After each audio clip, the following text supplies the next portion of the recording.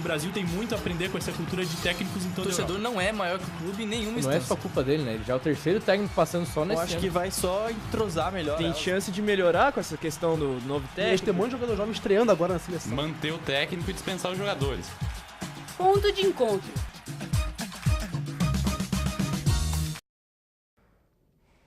Olá, está começando mais um PDE, a mesa redonda mais democrática do jornalismo esportivo da UFSC. Hoje, nos nossos destaques, temos os catarinenses na Série A e B, o Brasil eliminado na Copa América pelo Peru e também o novo técnico da seleção, o Tite. Para comentar hoje comigo eu tenho o Omar, Nick Forok e Amanda Hennett. Olá para vocês. Olá, Ronaldo. Olá, Amanda. É um prazer estar participando pela primeira vez aqui do PDE. Oi, Ronaldo. Oi, Omar. Também quero estar agradecendo porque é a minha primeira vez aqui comentando no PDE. A minha primeira vez também. Então vamos começar com os catarinenses no último jogo dos catarinenses da rodada na Série A do Brasileirão.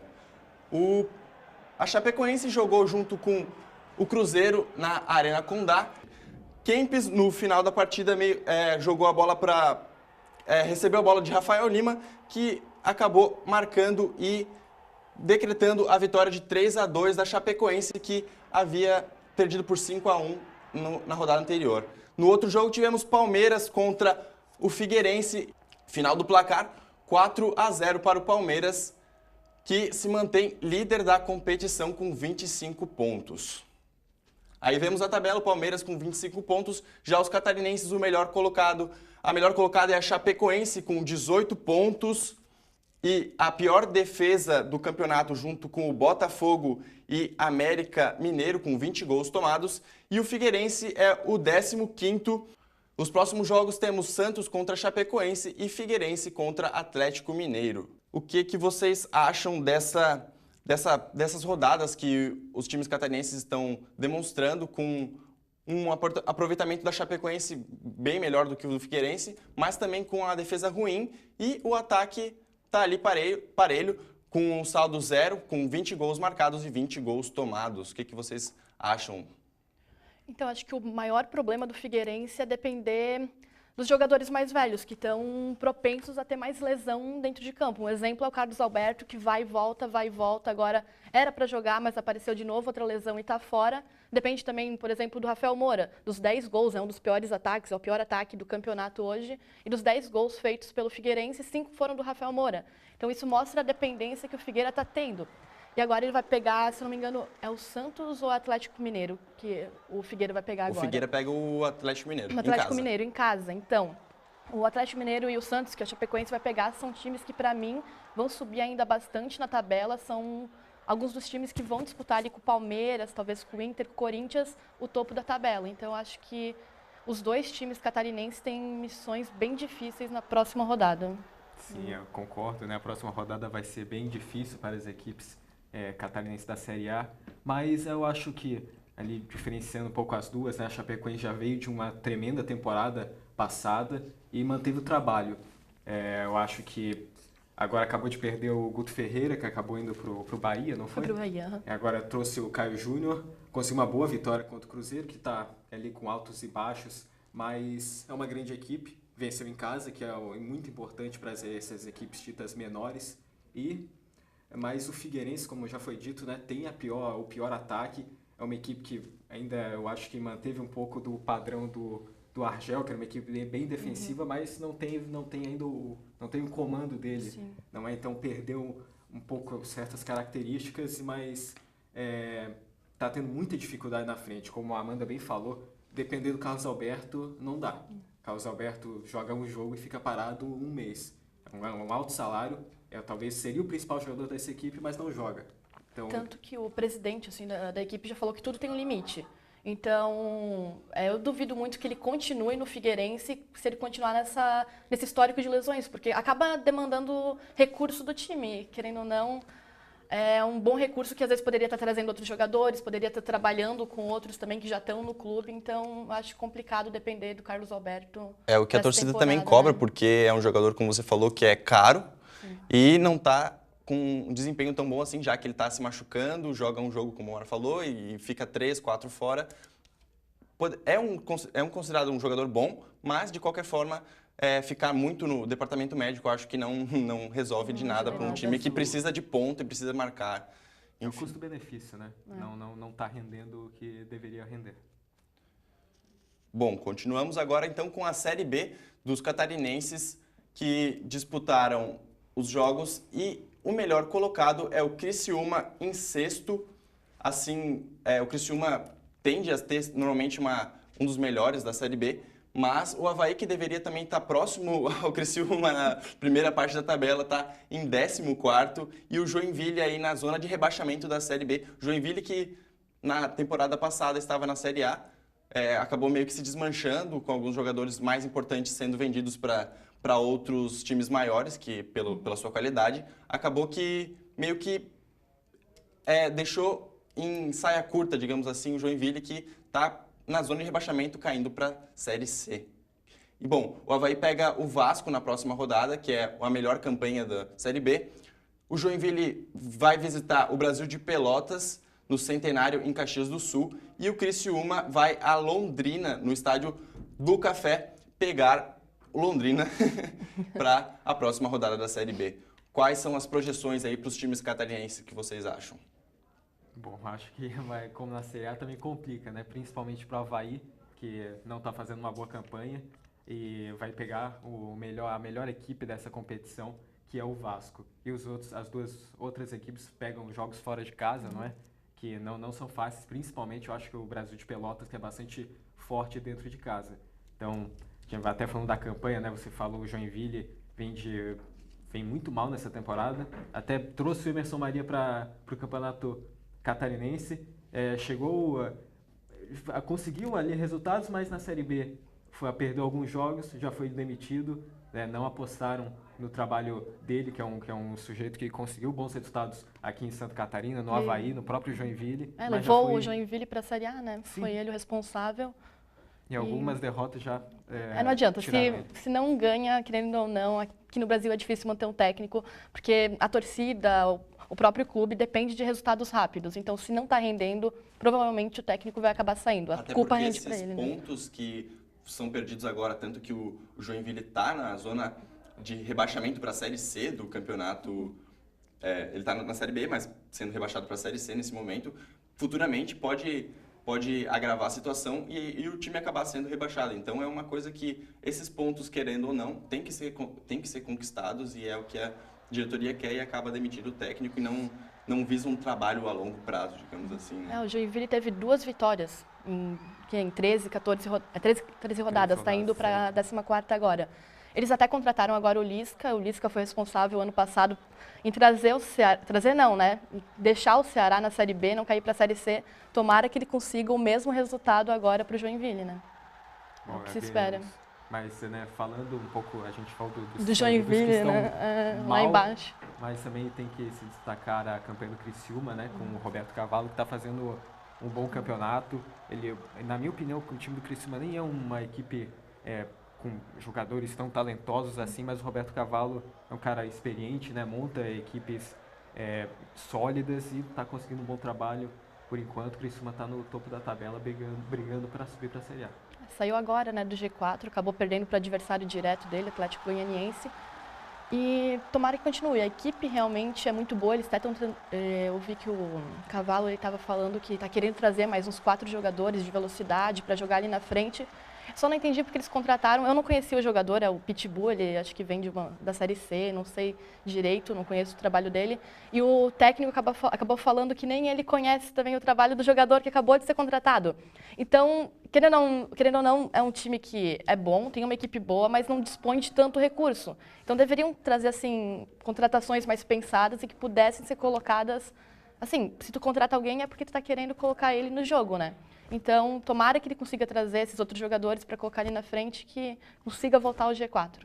Né, ainda mais com o time que está se mostrando bem encaixado, o Criciúma, eu acho que agora é hora só de trazer realmente uma peça que encaixe mesmo nessa equipe. E é o que o treinador, eu acho que quer, né? Eu acho que você trazer uma contratação que não passe pelo treinador, que não seja talvez o perfil que o próprio técnico quer na equipe, não é tão bom nesse momento. Sim. Trocando os destaques de hoje, vamos falar então da seleção que foi eliminada pelo Peru na Copa América e que acarretou na demissão do técnico Dunga. Em jogada do jogador Polo, em cruzamento para a área brasileira, o atacante Rui Diniz acabou botando a bola para dentro do gol com a mão e acabou eliminando o Brasil, já que com a derrota o Brasil não se classificaria.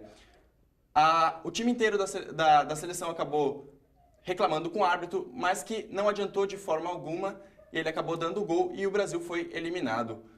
Com a derrota, o técnico Dunga foi demitido e o novo técnico da seleção, contratado pela CBF, que já havia algumas conversações, acabou sendo decidido por Tite, que aceitou o convite e acabou sendo contratado pela seleção e assume então o posto de técnico agora, e que acabou dando essa entrevista falando um pouco de seu trabalho agora a longo prazo até a Copa do Mundo.